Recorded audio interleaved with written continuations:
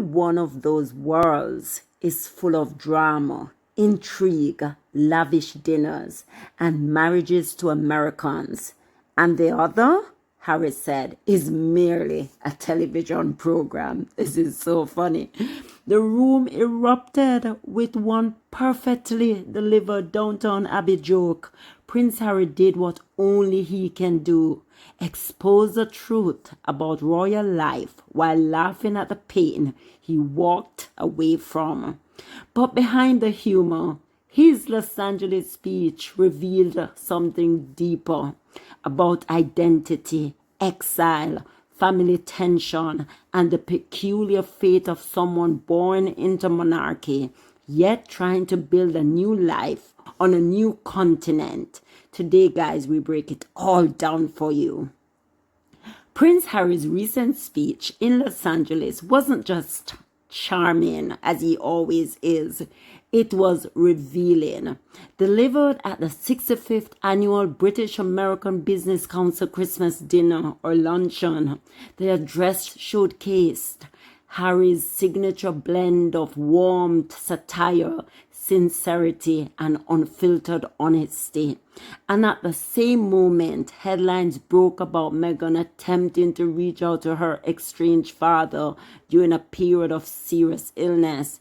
Is a reminder that the royal drama isn't confined to palaces. It follows them across oceans. Harry was asked whether royal life resembles Downton Abbey. His response, a comedic bullseye. Only one of those worlds is full of drama, intrigue, lavish dinners, and marriages to Americans. The other is a TV show. The room roared, but the meaning behind the joke was no laughing matter. In one sentence, Harry admitted the monarchy is chaotic behind closed doors, poked fun at his own fairy tale turned media circus, acknowledged the scrutiny Meghan endured, and showed he's able to laugh at it now from a safer distance. It was humor as armor and truth disguised as a punchline. Yes, he's self-deprecating. He can make joke on his own self, but reality, right? Isn't it? Art becoming real, art becoming, as it say, real things, right? Harry joked about Americans' obsession with independence from Britain, his ancestors losing the colonies, British football fans making it past US border security, the World Cup bringing chaos, kills, and questionable behavior. But beneath the jokes, Harry was building towards something emotional. He reminded the room, almost subtle, that he fought with American soldiers in Afghanistan, that he has lived the transatlantic connection the council hopes to strengthen, and that he's seen sacrifice up close. This wasn't just a festive speech. It was a bridge between two identities Harry is still learning to reconcile. And that's true, right? Because at the end of the day, he has made his life in America now. But he cannot also forget that he's from this institution, this home or this institution that has created him, that he was born into. He had no choice to be born into it. And not only that, apart from being born into it, he went out there and he fought for his nation. He believes in Britain. And he always say, I love the UK. But at the end of the day, changes are supposed to happen. You cannot just go through life and say, oh, it is what it is and we'll just deal with it. No. When Harry married and became such a global force with his new wife, a lot of things took a turn for the wrong way, nasty turn. The British media was just relenting, just annoying, just disgusting. And he had to protect his family. And at all costs, he was going to protect his family. He was not going to act like, what Charles did to Diana, where he did not protect her and she felt so alone. So Harry is a different man.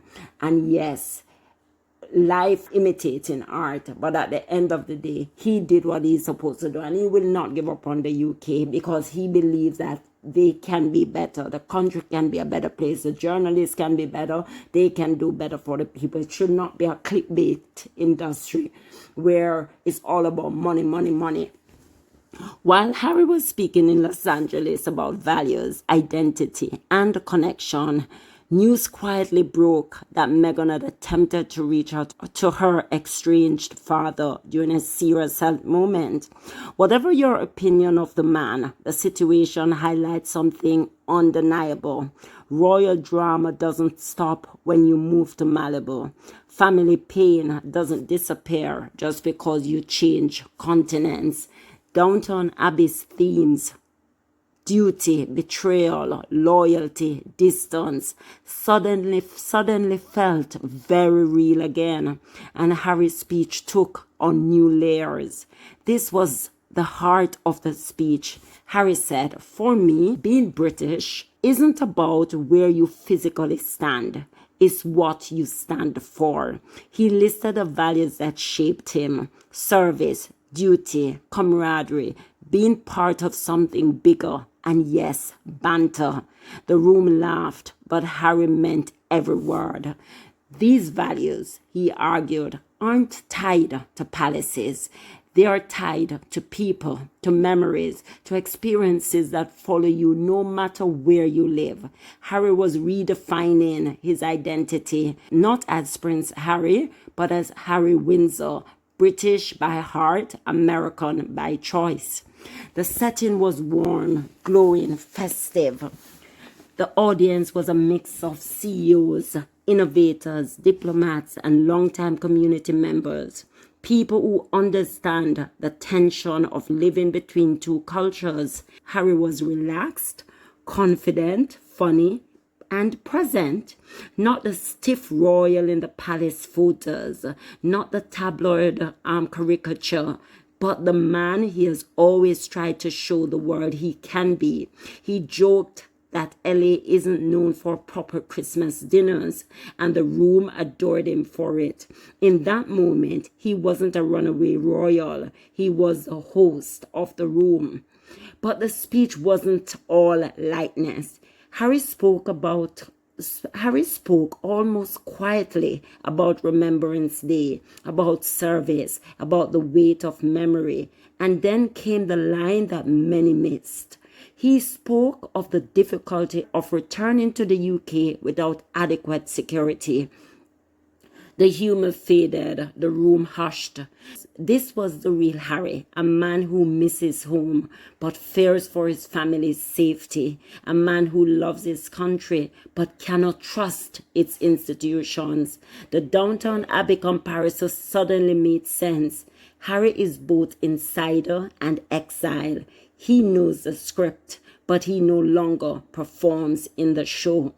Harry's cameo with Stephen Colbert, presenting himself as a Christmas movie prince, his jokes about Americans electing a king of their own, and his newfound comfort in Hollywood culture, all point to a man reinventing himself in real time.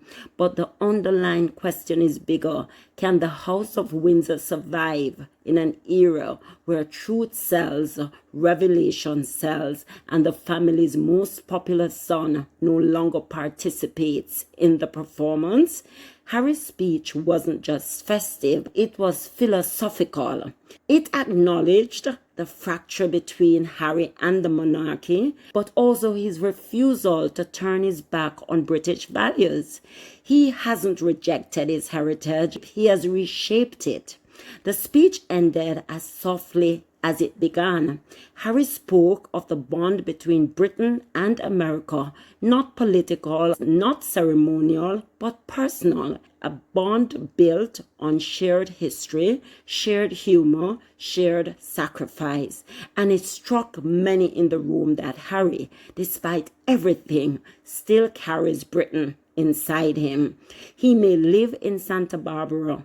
He may celebrate July 4th with ancestors who would be horrified. He may poke fun at British tradition from a beach house, but he remains unmistakably British, thoughtful, wounded, funny, and resilient. And as long as he keeps speaking, keeps telling his story, keeps showing up with sincerity and heart, the world will keep watching, because that is what Harry is about. He's bringing life to power. He's saying certain things are not working, but it doesn't mean that I'm not still British at heart. I'm a soldier at heart. I fought for my country. I did all of this for my country. I will not let the people down, because there are a lot of people that still look up to Harry, depend on him, love what he did, love what he continues to do, his patronage, his sacrifices, everything that he has done, right? And people appreciate him for that. So guys, you see, these speeches that Harry are doing in recent days, we just admire him for that, and we continue to say, you do you, Harry. You make it your own. Make America, the transition, the different culture, being in two different worlds, make it happen. Make it your own. It's your life. You have to live in it. So that's all I wanted to bring you guys. Please don't forget to like, subscribe, turn on your notification bell so you never miss a beat. Bye.